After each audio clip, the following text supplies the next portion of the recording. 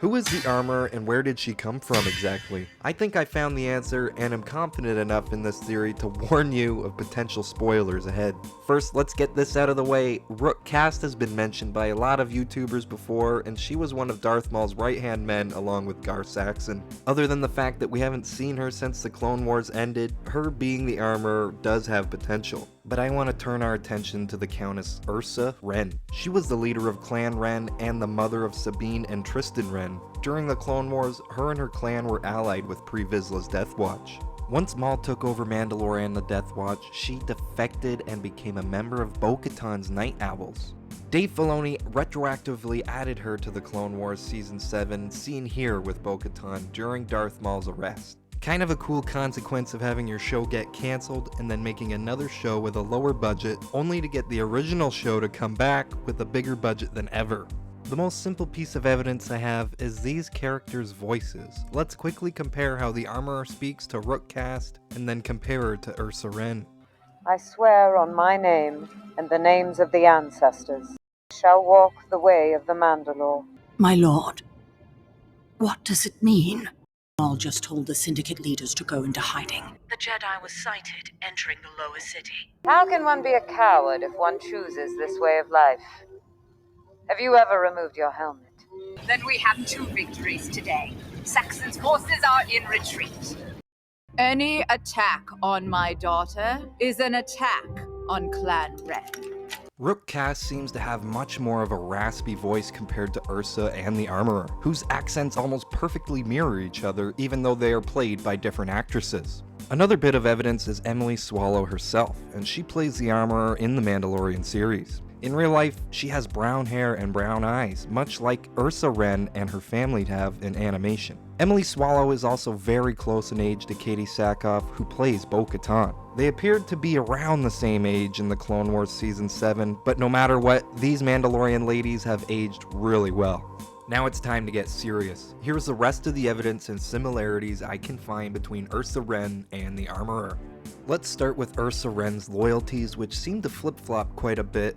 After she left the Death Watch and joined the Night Owls was when Order 66 happened. Clone troopers stationed on Mandalore started occupying the planet they just liberated from Maul and his Death Watch. The Republic quickly became the Empire, and Gar Saxon was appointed to be the Viceroy of Mandalore under the new Empire. Saxon must have quickly switched sides after Maul betrayed him, now choosing the greater of 2 evils. Lord Maul, I need backup. Our forces are falling. We need your support. No, I think not. Any moment, my ship will be arriving. Die well, Mandalorian. No, wait!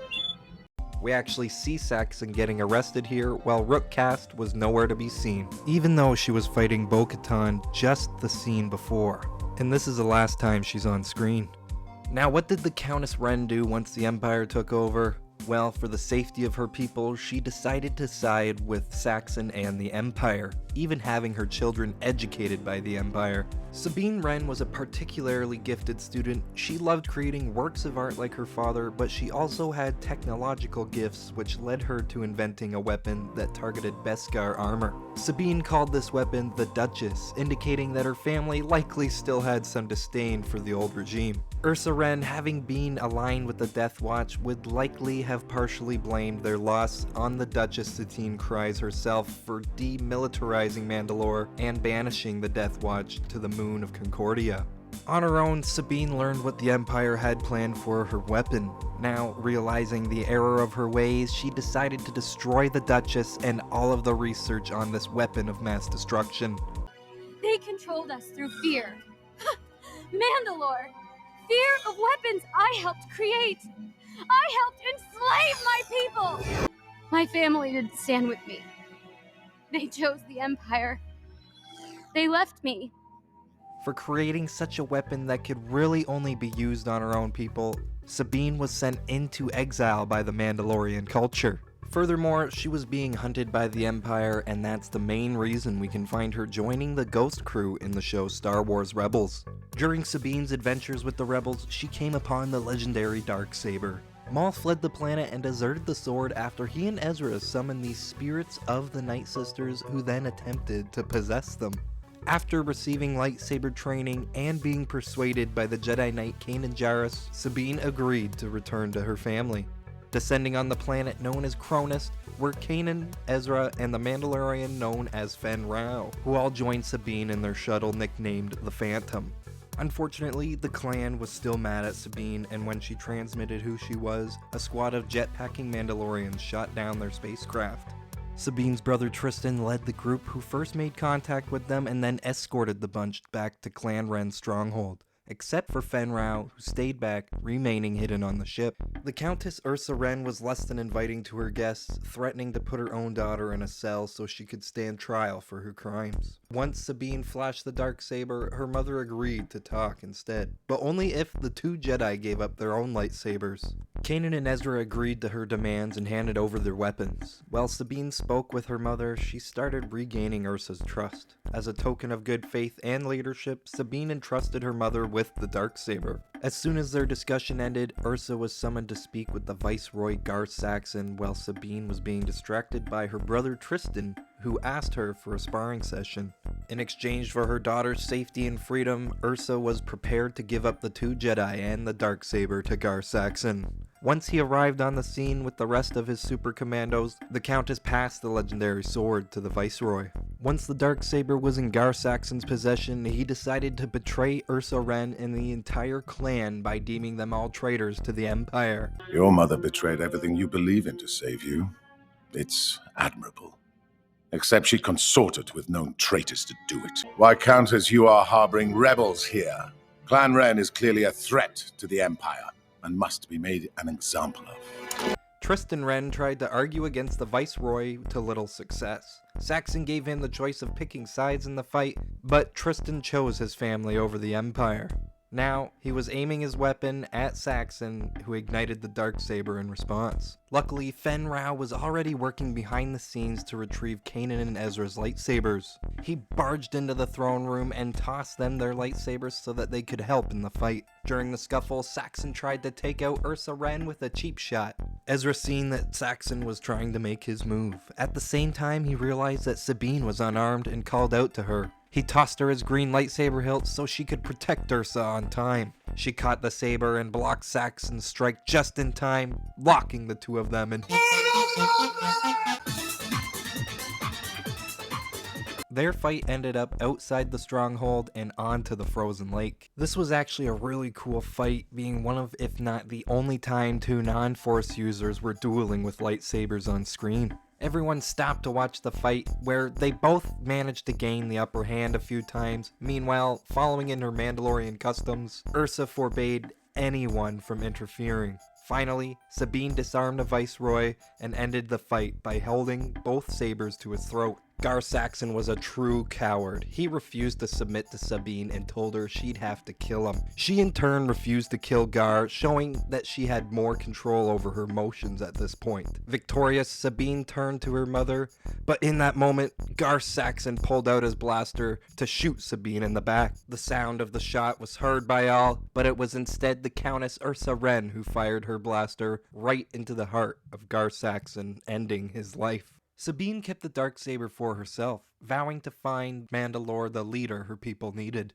In the meantime, arguably the worst Mandalorian ever, Lord Tiber Saxon took over as the Empire's leader on Mandalore. Shortly after the Clan Wren family reunion, it was time for them to embark on a mission to free her father Ulrich from a prison on Mandalore. Their intel led them right to a prison outpost in the middle of the wastelands. Sabine charged the prison with 2 Jedi and a small army of Mandalorians at her side. However, the Empire sent in reinforcements, getting the upper hand and stunning Sabine Wren. When all hope seemed lost, Bo-Katan Kryze of all people came to the rescue with a couple members from Clan Kryze.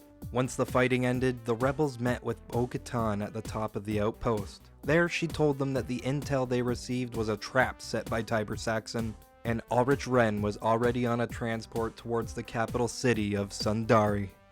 After the Empire took over, I refused to obey the Emperor and was betrayed by the Saxon clan. Your commitment to Mandalore's freedom is legendary, my lady. This belongs to you. I had my chance to rule and I failed. I am not my sister. After Bo-Katan turned down the Darksaber, she joined the rescue team to help free Wren from his imprisonment. Here we learned that Ulrich was a master painter who also claimed his wife Ursa was the actual artist in the family, joking that she knows how to destroy her enemies in so many creative ways. Unfortunately, while all this went down, Ursa and Tristan Wren were injured in an attack by a prototype version of Sabine's old weapon. Remember, it was called the Duchess and it had the ability to superheat Beskar armor.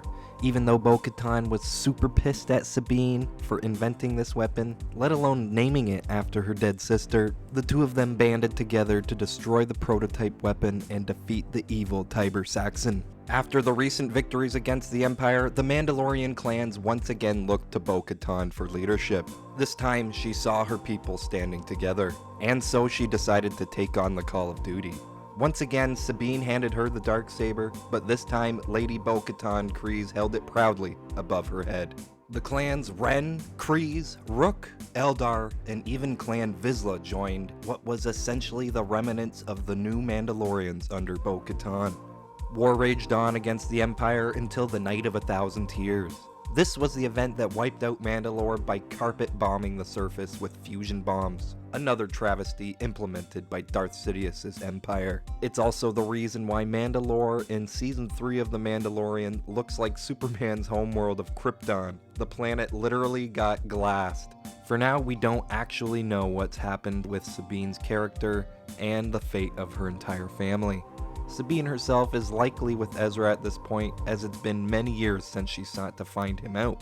Maybe it will be revealed if we learn how Bo-Katan survived the Purge, but I'm certain more will be revealed in the Ahsoka series. Back to Ursa Wren being the armorer. I believe she could be sporting the horns on her helmet to show that she's now opposed to the Empire, but she's also opposed to Bo-Katan like Maul was. It could also just be a sign of strength since she both helped defeat Maul's Death Watch and was the one who shot Gar Saxon down.